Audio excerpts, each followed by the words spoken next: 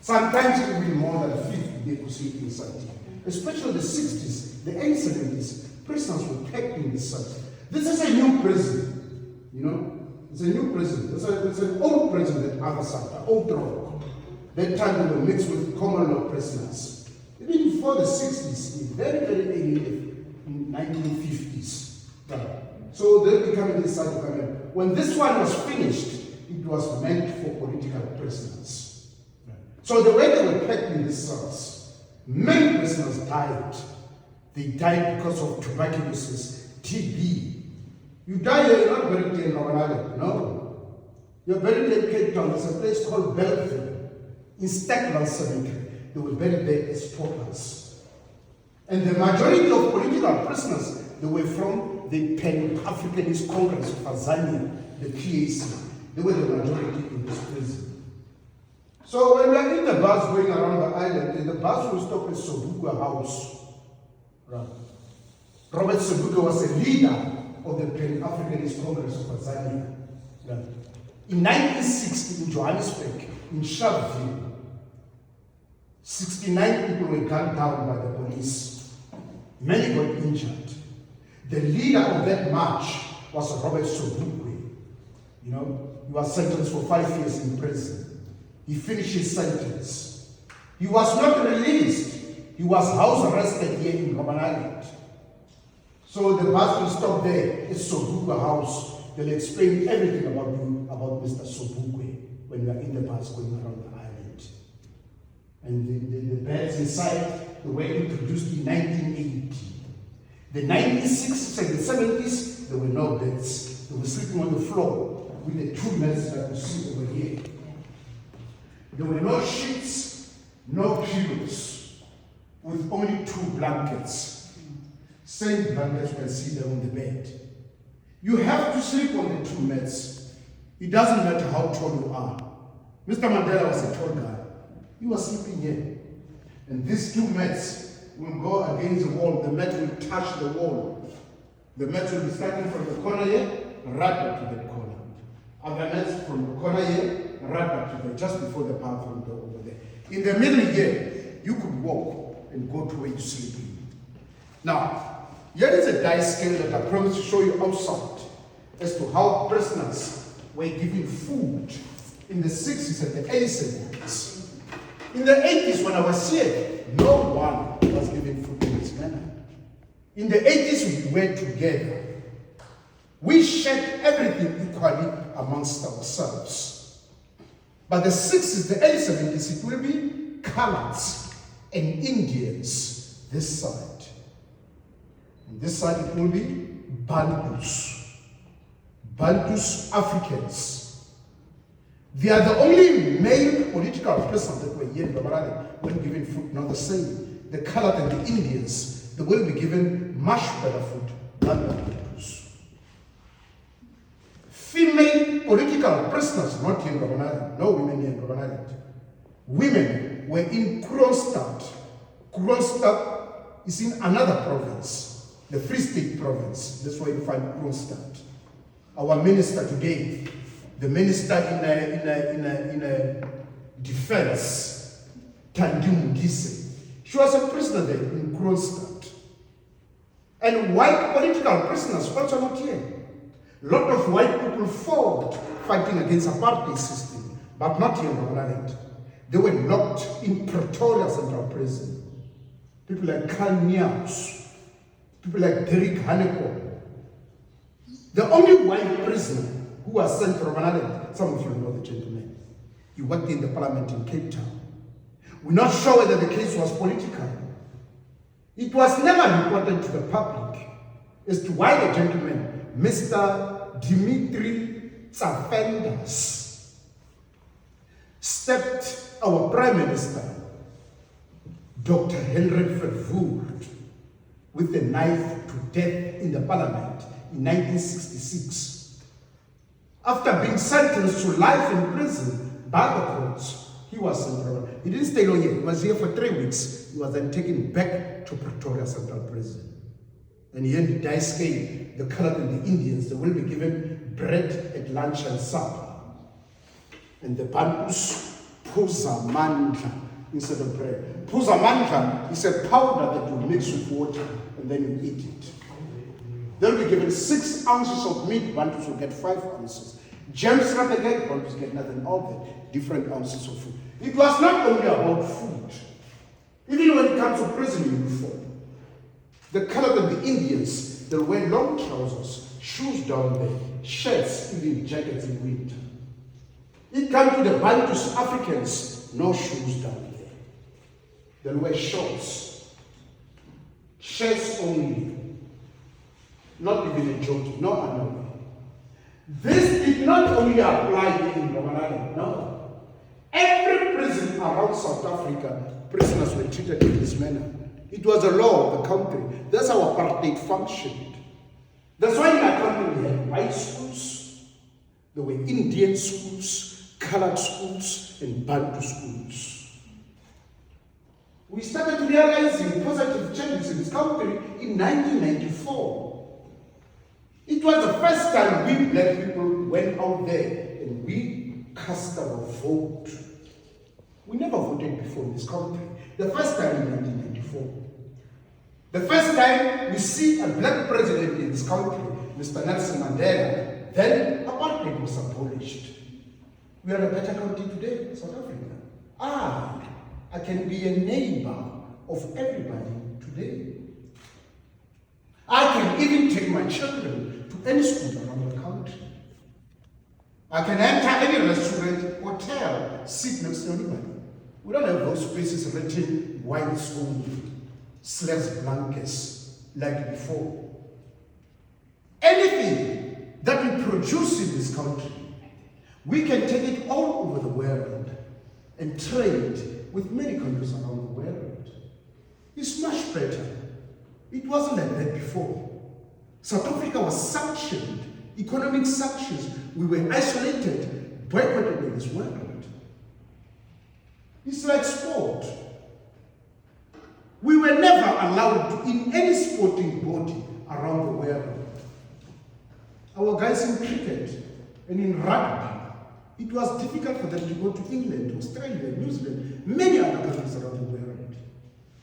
The anti-apartheid movements, they were all over the world. They made it difficult for them to go into stadiums. But look, today, we are a winning nation.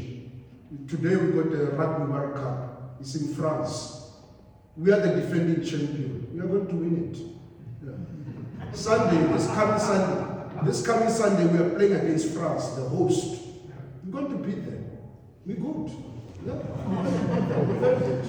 Yeah. You know, even in cricket, there's a cricket World Cup in India. Yeah. We're good. Yeah. Netherlands, we have beaten you many times. Yeah, we're very good. The Proteas, we're very good. There is sport, ladies and gentlemen. Now, this other one here. Right. But Netherlands, I respect Netherlands. It was one of our most powerful anti-apartheid movements country, the Netherlands. The biggest, yeah. When they say we don't buy anything from South Africa, they mean it. They mean it. And we are happy about that. We knew about that even when we were prisoners here in Robben Island. We could get uncensored newspapers from the guards. The guards, the prison orders, were all white, all of them. But there are those who sympathize with us, those who were good to us. Yeah. We're together with them. So we know about the anti-apartheid movement. Yeah, you see. So we say very, very, very good for what we have done, guys. You know, yes. Many other countries, well, they supported us. Nothing from South Africa. Right, see? So that is that. Right. We happy about that. And this one here, ladies and gentlemen, it is your identity card in prison. It's very small. It should always be in your pocket. If they need to see it, you must be able to produce it. Every morning, when they open the door here, coming to inspect us inside here, you should be standing next to your bed, holding your small card in front of you. The information in this card is a true information. It's of Mr. Billy Nair from KwaZulu-Natal province. Unfortunately, it's no more with us. He was also very old and very sick. His prison number here on top, very important. You must know your prison number, because if they call you, they'll not use your name. We'll call with numbers in his prison. You can see that he was 69/64, meaning he was number 69 to arrive in Robben Island in 1964. He was even here before Mr. Mandela. But they can be same here. Mr. Mandela was number 466 to arrive here in Robben Island in 1964. I'm number 18 in 1983. And Billy's crime was sabotage. He was sentenced for 20 years in Robben Island. You have done it all in Robben Island. In my country, if you are a political person at that time, you had to do all your sentence. You had no parole, no remission, nothing. You have done that. That's the date of sentence, the date of discharge down there. His fingerprints, his religion, on top you can see group. That is one thing that we didn't like in prison, the grouping. It divided us. It caused a lot of confusion amongst us. We didn't want it, it was forced to us. The aim was to divide us in prison, and of course it divided. Every prisoner, when he have just arrived here, he first become a D group. D group are those without discipline, and those who have just arrived, new prisoners. If you behave well, they'll promote you to C. The following year, go to B, until you become an A group. You are much better as an A. If you're an A prison, you could study. You could study with any college around the country. If you study at university, you study through UNISA, University of South Africa. It was a privilege, of course, not a right to study in this prison. You don't behave well, you take your study right. They've done that with many prisoners. The A groups also, they could get a lot of visits per month. The visitor center, it is down there at the harbor. They'll escort you down there. They'll want you to stick to family matters. You speak politics, they stop the visit. They take you back to a cell. A visit was 30 minutes. They could also buy a newspaper, a packet of cigarettes, tea, coffee, biscuits, and all that. The newspaper will be taken to censor's office. They will cut what is politics in the newspaper. They take it out. No politics. When you receive a newspaper, almost every page will have a lot of holes. They live in the sports section. Some of the A groups, they became very, very selfish. When they buy, they just buy for themselves and not share with others. They are the only ones who were allowed to receive money from their families when they had to receive them, any amount of money. That's what caused problems amongst us. In some sections, we have the fightings, the quarrels. When you ask why, it was because of this grouping system. So it was our concern. We had to do something about this grouping system. You know, like every Wednesday, we cook what we called samosa. Many prisoners didn't like the samosa because of the taste. I also didn't like it. It's brownish in color and it's cooked. When you look at it, it looks like a mincemeat. But when you taste it, not good. So the A groups will eat that. They'll open their tins of fish or tins of beef. They'll start enjoying their meal. Like cigarette, it's luxury in prison. Only for the A groups.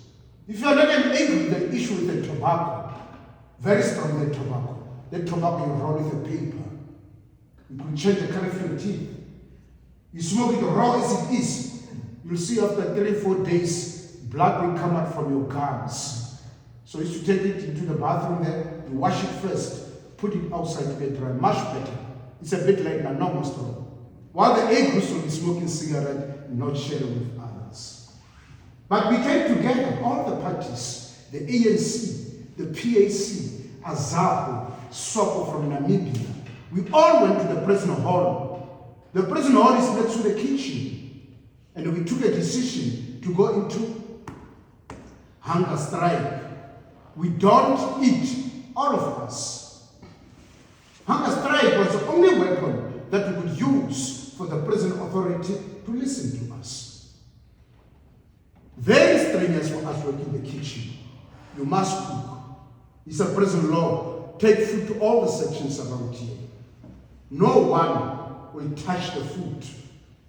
We'll have to come back, collect those pots, full as they are, back to the kitchen, breakfast, lunch, and supper. We did it. And you must remember, we're also part of the hunger strike. We cook the food, we don't eat it. We have to smuggle the information outside. People should know that we are on hunger strike in Robben Island. We'll use the A groups. Because the A groups, they'll get what we call a contact visit. He'll be given a room with a table and chairs inside. When the family move in there, he could touch the family, hug the family. During the hugging, that's when the smuggling happens. We could use the guards, the prison wardens. As I said, the prison wardens were all white, but there are those who sympathize with us. Those who are good to us, don't smuggle the information outside. And before the end of the week, we'll hear that there are people picketing near the parliament in Cape Town. Some at the union buildings in Pretoria. It put pressure on the government. Our lawyers came to Robben Island when our lawyers in Cape Town.